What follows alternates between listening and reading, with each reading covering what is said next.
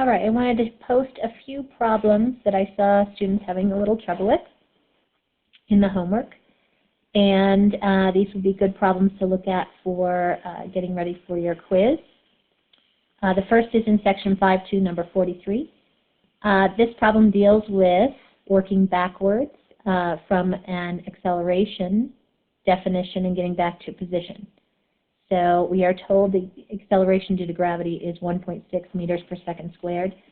So I started with a function, a of t equals negative 1.6. I chose to make this negative 1.6 because the acceleration is pulling downward, and for me, it's helpful to have that as a negative sign on the acceleration. So the first part of the question says if a rock is dropped into a crevice, how fast will it be going just before it hits the bottom 30 seconds later? So how fast means we need a velocity function, and so that means we need to work back from an acceleration function to a velocity function. So we're taking an antiderivative. So you need to ask yourself, if my derivative came out to be negative 1.6, what was my original function? And if you think about that, we would get a velocity function that was negative 1.6t. And we need to remember that it could have any constant added to it and still have a derivative equal to negative 1.6. So we start with velocity equals negative 1.6t plus c. And then we use an initial condition, t equals 0 and v of t equals 0, to solve for the constant. And in this case, the constant comes out to be 0. And then we can evaluate the velocity at t equals 30. And we'll put 30 in for t into the equation and get negative 48 meters per second. Again, that negative just means that it's moving downward. The second part of this equation, of this problem, said how far below the point of release is the bottom of the crevasse. And for this one, we're looking for the position at 30 seconds. So we need to move from a velocity function to a position function. So again, we're doing another antiderivative. We had a velocity function that was negative 1.6t. If we simply ignore that negative 1.6 as a constant sitting out in front, we have to ask ourselves what function gives us t to the first as its derivative. Well, we know that the derivative of t squared is 2t to the first. So it has the right power but the wrong constant in front. So if we make an alteration to the original function and say that our original function is t squared over 2, then when we take the derivative of that, derivative of t squared over 2 is 1/2 times 2t, or 1t. So our position function then, s of t, will be negative 1.6 t squared over 2 plus c1. I just called it c1. It's just another constant that's being added. And our position function then ends up being negative 0.8 t squared plus c1. At time 0, our position is at 0. So we put 0 in for the position, 0 in for the time, and we get the constant equal to 0 again. So our position function is negative 0.8 t squared. And we're interested at time 30, which is when it would hit the bottom. And so we plug 30 in for t, and we get negative 720 meters down. That negative, again, tells us lower than where we began.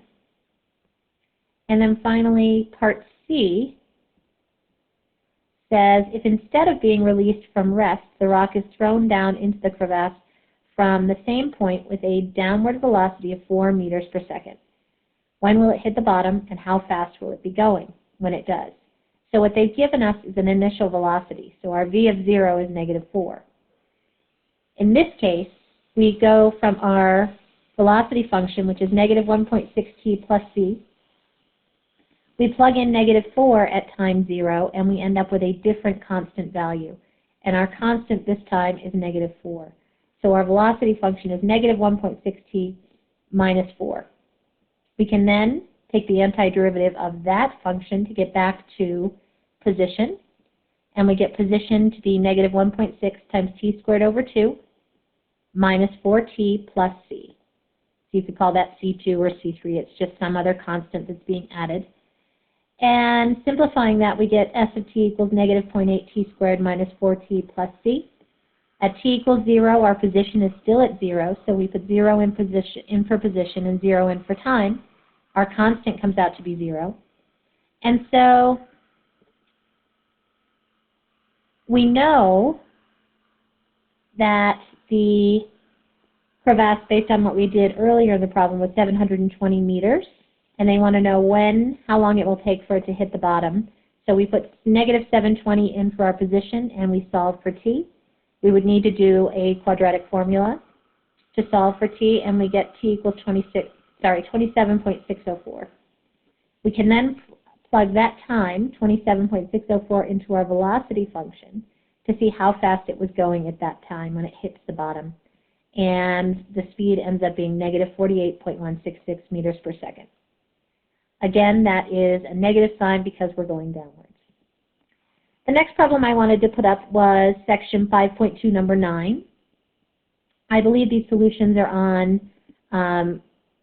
the chapter notes site as well, but I wanted to just step through it. So we have a function f of x, and we're on the interval from 0.5 to 2. The first thing it asked for was the equation of the secant line, which is just the equation through the two endpoints. So we had to get the y values for those endpoints. And then I just found the slope, and I used point slope to write the equation.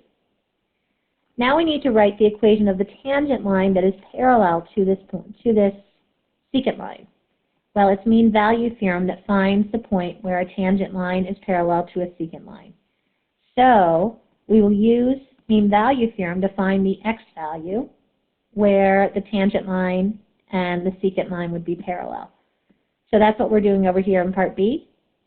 I first found my derivative, which would be 1 minus 1 over x squared. And I worked the right side of the equation as well and found the slope of the secant line, which was 0. And I set the derivative equal to the slope of the secant line and solve for c. And I get a c value of 1. I actually got plus or minus 1, but negative 1 is not in our interval. We take that c equals 1, we put it into our function. 1 plus 1 over 1 is 2. And then we have the information we need to write our equation of the tangent line that is parallel to the secant line. So we get y minus 2 equals 0 times x minus 1. All right, and finally, I summarized the problem you did in class using the first derivative test to find a maximum or min, using the second derivative test to find a max or min, and using the concavity test to find points of inflection. So again, that's just a summary of the 3 tests that we'll use to analyze a function. So hopefully this is helpful, and you can get ready for your quiz on Friday.